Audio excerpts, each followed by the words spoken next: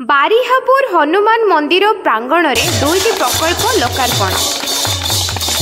ढेंकानाल जिला परजंग ब्लॉक बारिहापुर ग्राम मुंड भागरे गोविंद दास बाबा मठ रही। मठ परिसर में एकाठी होई शैवपीठ, राम मंदिर, राधाकृष्ण मंदिर और हनुमान मंदिर प्रभृति रही।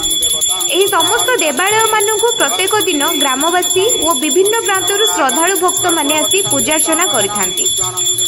मंदिर दर्शन में आसुथिबा भक्त मानक लागि शौचालय एवं विभिन्न पर्वपर्वाणी मानकरे प्रवचन और अन्य सांस्कृतिक कार्यक्रम परिवेषण हेउथिबारु एहाकु दृष्टि रे रखी पवित्र रज संक्रांति अवसर में एही दुईटी प्रकल्प लोकार्पित होई जायछि।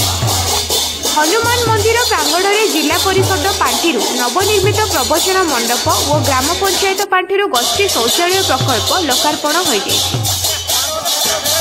लोकार्पण उत्सव में जनाशुना समाजसेवी बीजेडी दलर वरिष्ठ नेता तथा जिला परिषद सदस्य निराकार प्रधान करमल प्रवचन मंडप लोकार्पित हो जाइतिबा बेले सरपंच सस्मिता साहू पौरोहित्य में गोष्ठी शौचालय गृह उद्घाटित हो जाइछि।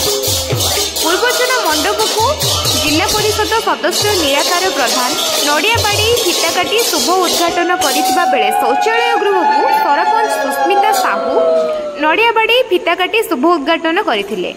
मंदिर परिसर में श्रद्धालु भक्त मानक पई नितांत आवश्यक पड़ुथिबा प्रकल्प दुईटी त्वरान्वित होइथिबारु जिला परिषद और सरपंच द्वय को ग्रामवासी और हनुमान मंदिर परिचालना कमिटी पक्षरु भूयसी प्रशंसा करिसेंती।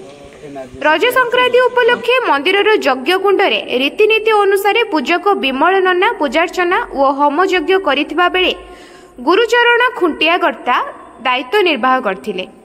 लोकार्पण उत्सव में समस्त मंदिर परिचालना कमिटीर सदस्य मानक सहयोग, श्रद्धालु भक्त मानक समागम और नाम संकीर्तन में मंदिर परिवेश स्वतंत्र आध्यात्मिक परिवेश सृष्टि हो पड़ा।